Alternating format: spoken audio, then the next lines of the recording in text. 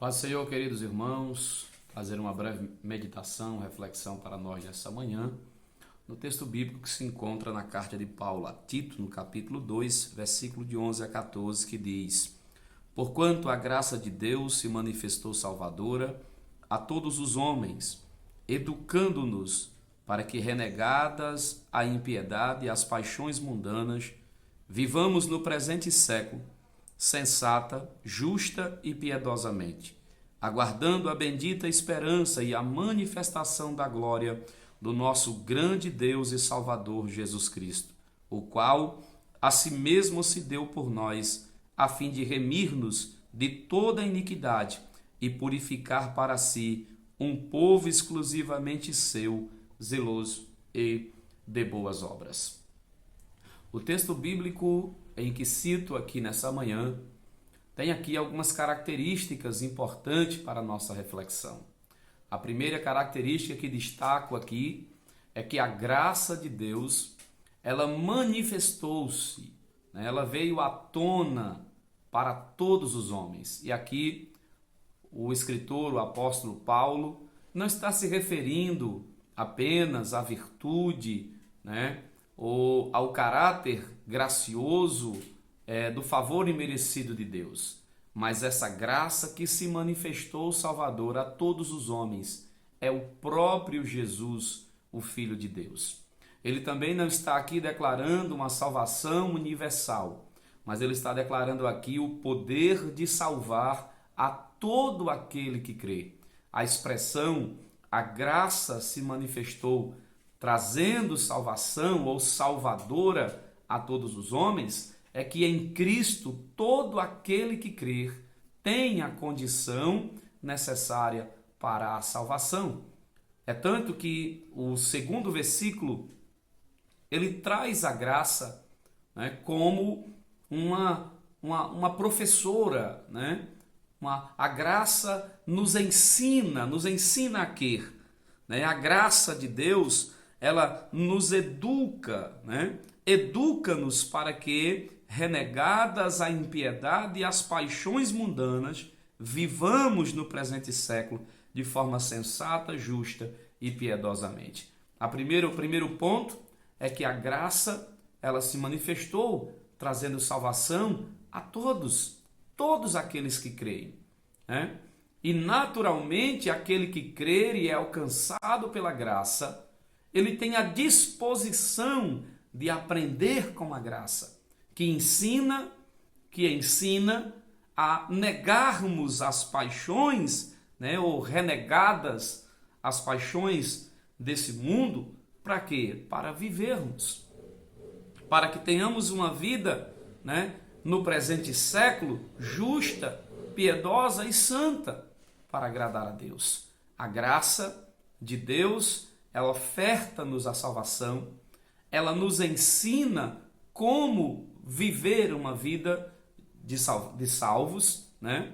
E a graça de Deus, ela gera em nós uma bem-aventurada esperança. O escritor diz que outrora vivíamos sem Deus, sem paz, né? No mundo, vivíamos distantes da graça, como diz Efésios 2:1, estávamos mortos em delitos e pecados, mas Ele nos vivificou. Isso é graça, né? A graça que nos ensina, a graça que é a nossa instrutora, nossa professora, e essa graça nos ensina com um propósito. Qual o propósito? Gerar em nós a expectativa gloriosa da vinda de Jesus. O versículo de número 13 diz: aguardando a bendita esperança e a manifestação da glória do nosso grande Deus e Salvador Jesus Cristo.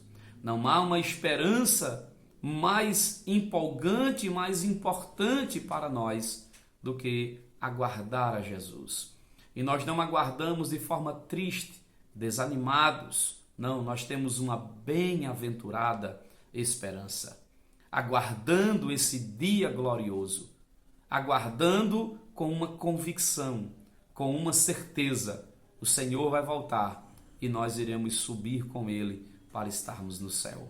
O versículo 14 nos dá essa segurança, né? Se já fomos alcançados pela graça, se estamos disponíveis para que a graça nos instrua e nos ensine, agora em nós é gerado essa esperança, e gerado essa esperança em nós, nós temos uma certeza, e essa certeza é dada, né, por Jesus Cristo. Versículo 14 que diz: o qual a si mesmo se deu por nós, a fim de remir-nos de toda iniquidade e purificar para si mesmo um povo exclusivamente seu, zeloso e de boas obras. Aqui está um resumo da doutrina da soteriologia, a doutrina da salvação, né? Remir, a palavra remir tem o sentido de pagar a fiança, de pagar o preço exigido, né? E o Senhor pagou o preço, Ele nos redimiu, né? Aqui está, nos redimiu e nos purificou para si mesmo. Aqui nós temos a redenção e a regeneração. A graça se manifestou com poder para salvar a todos. Ela nos ensina a viver negando as paixões desse mundo, piedosamente, de forma justa e santa. E a graça gera em nós esperança, aguardando ao Senhor que virá para buscar a igreja. E a graça nos dá essa convicção, porque alcançamos ao pagamento da nossa dívida pelo sangue de Jesus derramado na cruz do Calvário.